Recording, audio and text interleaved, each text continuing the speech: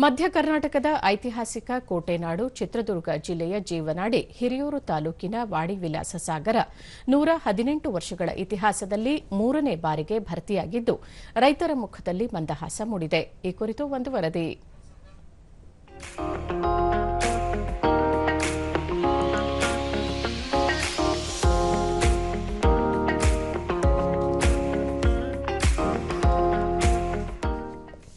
ಹಿರಿಯೂರು ತಾಲೂಕಿನಲ್ಲಿ 1898ರಲ್ಲಿ ವಾಣಿವಿಲಾಸ ಜಲಾಶಯ ನಿರ್ಮಾಣ ಕಾಮಗಾರಿ ಆರಂಭಿಸಿ 1907ರಲ್ಲಿ ಜಲಾಶಯ ನಿರ್ಮಾಣ ಕಾಮಗಾರಿ ಪೂರ್ಣಗೊಳಿಸಲಾಯಿತು. ಅದಾದ ಬಳಿಕ 1933ರಲ್ಲಿ ಜಲಾಶಯ ಭರ್ತಿಯಾಗಿತ್ತು. ಸರಿಸುಮಾರು 89 ವರ್ಷಗಳ ನಂತರ 2022ರಲ್ಲಿ 2ನೇ ಬಾರಿಗೆ ಭರ್ತಿಯಾಗಿದ್ದ ಜಲಾಶಯ ಇದೀಗ 2 ವರ್ಷಗಳ ಅಂತರದಲ್ಲಿ 3ನೇ ಬಾರಿಗೆ ಭರ್ತಿಯಾಗಿದೆ. ಈ ಹಿನ್ನೆಲೆಯಲ್ಲಿ ರೈತರು ಹಾಗೂ ರೈತ ಮುಖಂಡರು ಜಲಾಶಯಕ್ಕೆ ಪೂಜೆ ಸಲ್ಲಿಸಿದರು.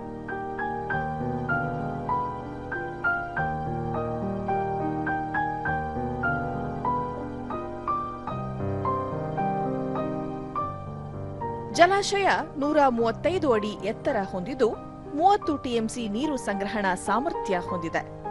ಈ ಬಾರಿ ಉತ್ತಮ ಮಳೆ ಹಾಗೂ ಭದ್ರಾ ಜಲಾಶಯದಿಂದ ಹರಿಬಿಟ್ಟ ಹಿನ್ನೆಲೆಯಲ್ಲಿ ಜಲಾಶಯ ಭರ್ತಿಯಾಗಿದ್ದು ಕೆರೆ ಕಟ್ಟೆಗಳಿಗೆ ನೀರು ತುಂಬಿಸುವ ಮೂಲಕ ಜನ ಜಾನುವಾರುಗಳಿಗೆ ನೀರು ಪೂರೈಕೆ ಮಾಡಬೇಕೆಂಬುದು ಈ ಭಾಗದ ಜನರ ಆಶಯ.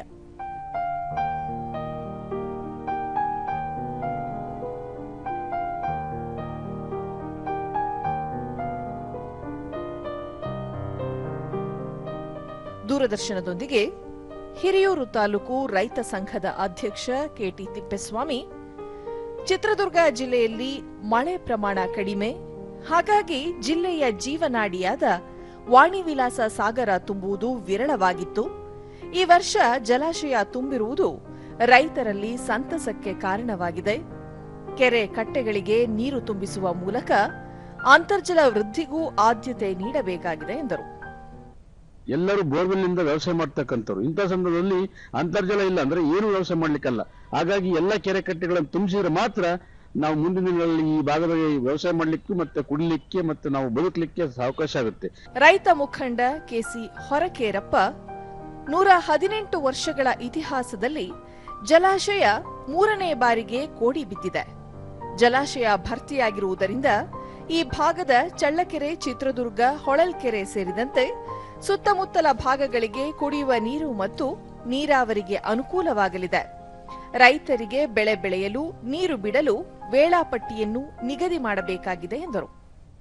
ರೈತರು ಬೆಳೆ ಬೆಳೆಯೋದಕ್ಕೆ ನೀರು ಬಿಡಬೇಕು ಮತ್ತು ಕ್ಯಾಲೆಂಡರ್ ಹಾಕಬೇಕು. ಈಗಲೇ ಕ್ಯಾಲೆಂಡರ್ ಮುಂದಿನ ದಿನದಲ್ಲಿ ಹಾಕಿದ್ರೆ ರೈತರಿಗೆ ಜಮೀನೆಲ್ಲ ಅಚ್ಚುಕಟ್ಟು ಮಾಡ್ಕೊಂಬೇಕೆಲ್ಲ ತುಂಬಾ ಅನುಕೂಲ ಆಗುತ್ತೆ. ನೀರು ಇಲ್ದ್ರೆ ಜಾನುವಾರುಗಳು ಜನಸಾಮಾನ್ಯರು ಉಳಿಯೋದು ಕಷ್ಟ ಐತೆ. ಏನು ಮುಂದಿನ ದಿನಗಳಲ್ಲಿ ರೈತರು ಬೆಳೆಗೆ ನೀರು ಬಿಡುವಂತ ಕೆಲಸ ಜಿಲ್ಲಾಡಳಿತ ಮಾಡಬೇಕಾಗುತ್ತೆ. ಚಿತ್ರದುರ್ಗ ಜಿಲ್ಲಾ ರೈತ ಸಂಘದ ಅಧ್ಯಕ್ಷ ದೊಡ್ಡಸಿದ್ದವನಹಳ್ಳಿ ಮಲ್ಲಿಕಾರ್ಜುನ್, ಜಿಲ್ಲೆಯ ಏಕೈಕ ಅಕ್ಷಯ ಪಾತ್ರೆಯಾಗಿರುವ ವಾಣಿವಿಲಾಸ ಸಾಗರ ಭರ್ತಿಯಾಗಿರುವುದರಿಂದ ಈ ಭಾಗದ ತೆಂಗು, ಅಡಿಕೆ, ಶೇಂಗಾ, ಭತ್ತ, ಬಾಳೆ ಸೇರಿದಂತೆ ವಿವಿಧ ಬೆಳೆಗಳನ್ನು ಬೆಳೆಯುವ ರೈತರಿಗೆ ಅನುಕೂಲವಾಗಲಿದೆ ಎಂದು ತಿಳಿಸಿದರು. ಈ ವಾಣಿವಿಲಾಸ ಸಾಗರ 118 ವರ್ಷಗಳಲ್ಲಿ 3 ಬಾರಿ ಮಾತ್ರ ಈ ಕೆರೆ ತುಂಬಿದೆ, ಕೋಡಿ ಬಿದ್ದಿದೆ. ಕೋಡಿ ಬಿದ್ದಿರೋದ್ರಿಂದ ನಮಗೆ ರೈತರಿಗೆ ಬಹಳ ಖುಷಿಯಾಗಿದೆ. ಇವತ್ತು ಅಂತರ್ಜಲ ಮಟ್ಟ ಬಹಳ ಅಭಿವೃದ್ಧಿ ಆಗ್ತೈತೆ.